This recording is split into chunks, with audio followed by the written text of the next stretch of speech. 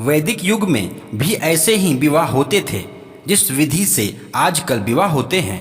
वधू को पत्थर के ऊपर खड़ा करके वर वधू को अपने हाथ में लेता था, फिर दोनों संतान उत्पन्न की कामना करते थे।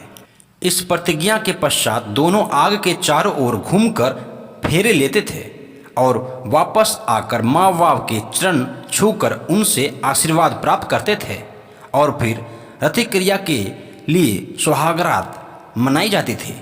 इस प्रकार से वैदिक विवाह संपन्न होता था और इनके साथ ही दो अजनबी आत्माएं, अनजान प्राणी एक हो जाते थे, जिन्हें कहा जाता था पति पत्नी। यही से आरंभ होता है गृहस्थी जीवन। परंतु ये गृहस्थी जीवन वैदिक काल का है, जिन्हें महर्षि वात्स्यायन जी ने अपने महान ग्रंथ कामसूत्र में लिखा है कि पति पत्नी के ये पवित्र बंधन ही आत्माओं का मिलन समझा जाता है। परंतु आज जब हम नवीन समाज की ओर देखते हैं तो ऐसा प्रतीत होने लगता है परंपराएं ही बदल कर रह गई है। विवाह के मार्ग बदलने जा रहे हैं। वैदिक विवाहों के साथ साथ लव मैरिज, प्रेम विवाह भी आरंभ हो गया है और यही प्रेम विवाह अपने साथ लाते हैं तलाक की प्रथा को। शादी के कुछ ही महीने के पश्चात ये तलाक, लड़ाई झगड़े पत्नी के साथ मार्ग आखिर क्यों? प्राचीन काल में प्रेम विवाह नाम की कोई चीज़ नहीं थी। उस समय तो कोई तलाक नहीं लेता था। पति पत्नी शादी के बंधन के बांधते ही अपना जीवन सुखी सुखी से व्यतीत करते थे। पत्नी अपने पति के लिए पूरी संसार का त्याग करती थी और पति उनके लिए अपना सब कुछ कुर्बान करने के लिए तैयार हो जाता था। कोई घरेलू झगड़ा नहीं था, कोई दहेज नहीं था, कोई पत्नी अपने पति को तलाक नहीं चाहती थी और ना ही पति अपनी पत्नी को छोड़ना चाहता था। परंतु आज जब हम बड़े बड़े शहरों की ओर देखते हैं तो वहाँ से ऐसा प्रतीत होता है कि आधे से अधिक प्रेमी विवाह के पश्चात तलाक के लिए तैयार बैठे रहते हैं। इनमें कोई संदेह नहीं कि भविष्य में भी ऐसा तलाक होते रहेंगे।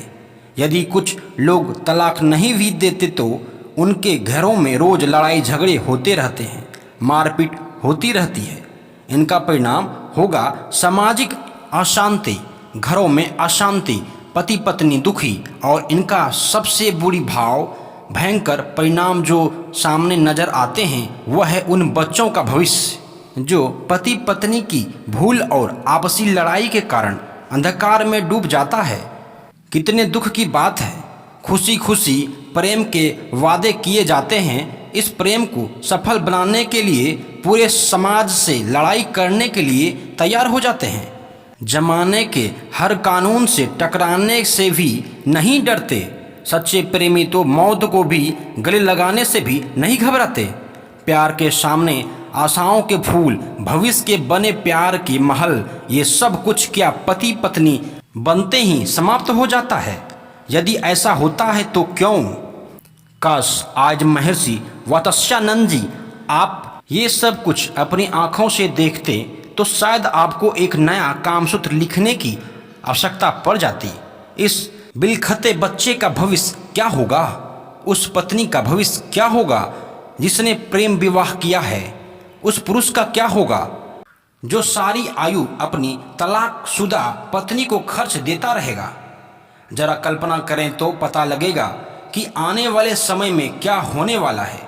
भविष्य के सारे सपने जब सत्य की दीवार से टकराकर लहूलुहान होते हैं तो हृदय की गहराइयों से दर्द भरी आवाज तो निकलती ही है।